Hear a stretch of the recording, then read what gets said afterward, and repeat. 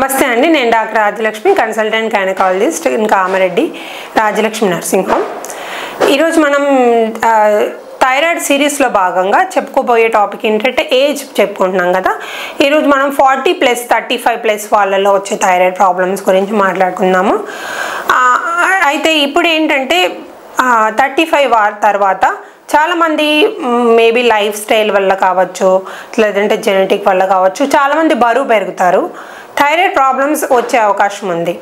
And menopause దగ్గరికి menopause అంటే పహిష్టు ఆగిపోయే సమయం దగ్గర ఉన్న వాళ్ళకి, అంటే 45కి దగ్గరలో ఉన్న వాళ్ళకి, అంటే 40 to 50 మధ్యలో ఆ ఏజ్లో వాళ్ళకైనా కానీ మెనోపాజ్లో pre and peri menopausal age గ్రూప్లో థైరాయిడ్ ప్రాబ్లం చాలా కామన్. ఎందుకంటే ఇందాక చెప్పినట్టుగా మనం ఆ టైంలో స్త్రీ శరీరం అనేది చాలా మార్పులకు గురవుతూ ఉంటుంది, చాలా హార్మోనల్ చేంజెస్ వస్తూ ఉంటాయి.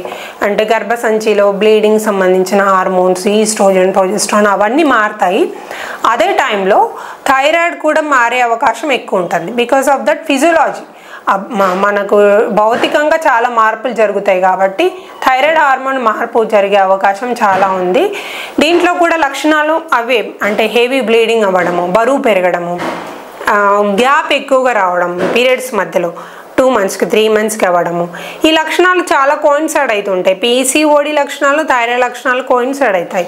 కంపల్సరీ థైరాయిడ్ టెస్ట్ చేసుకొని థైరాయిడ్ హైపోథైరాయిడిజం ఉంది మీకంటే ఖచ్చితంగా మీ బరువును బట్టి డోస్ తీసుకోండి, థైరాయిడ్ డోసు.